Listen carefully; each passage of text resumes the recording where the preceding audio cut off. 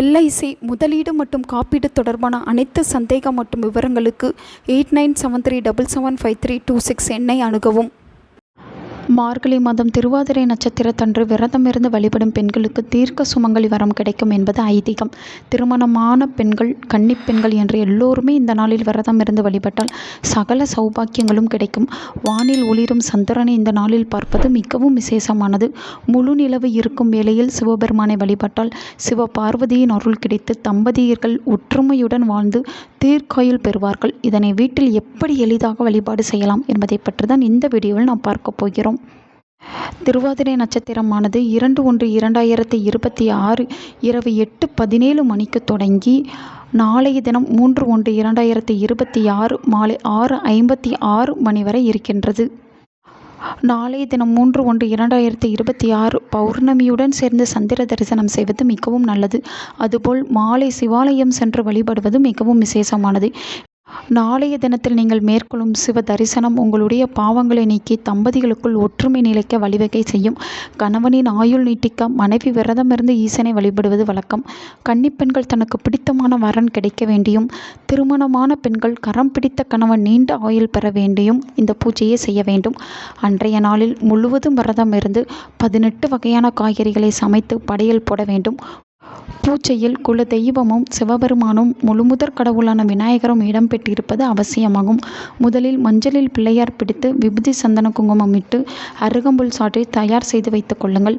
விநாயகரை வணங்கிய பின் தான் எந்த ஒரு பூஜையும் ஆரம்பிக்க வேண்டும். பூஜையில் தாலி சரடை வைத்து வழிபடுவார்கள்.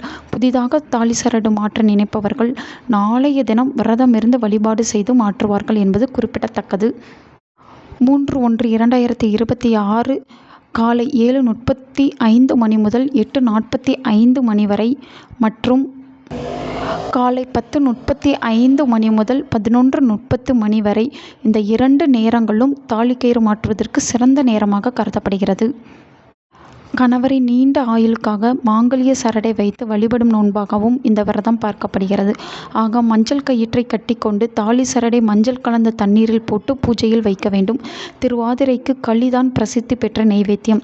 எனவே திருவாதிரை களி செய்து பூஜையில் படைக்க வேண்டும். அதுபோல் பச்சரிசியில் அடை செய்வார்கள், அதையும் செய்து படைக்கலாம்.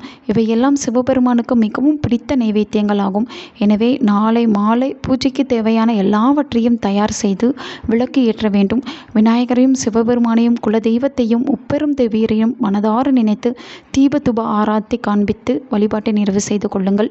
பின்னர் பூஜையில் வைக்கப்பட்ட தாலி சரடை கணவன் கையால் மாட்டிக்கொள்ள வேண்டும். பிறகு குடும்பத்துடன் அமர்ந்து படையலை சாப்பிட்டு விரதத்தை முடிக்க வேண்டும். இவ்வாறு விரதம் இருப்பதால் கணவன் மனைவிக்கிடையே அந்யோன்யம் பெருகி ஒற்றுமை நிலைக்கும். சிவ பார்வதியின் அருளோடு தீர்க்க சுமங்கலி வரம் கிடைக்கும் என்பது ஐதீகம். மேலும் கண்ணியருக்கு மனதிற்கு பிடித்த வரன் விரைவிலேயே அமையும். நல்லதே நடக்கும். உங்கள் நண்பர்களுக்கும் உங்கள் உறவினர்களுக்கும் இந்த வீடியோவை ஷேர் பண்ணுங்க. அவங்களும் இதை பற்றி தெரிஞ்சுக்கிடட்டும். ஆன்மீகம் டிவி தமிழ் சேனலை சப்ஸ்கிரைப் பண்ணுங்க.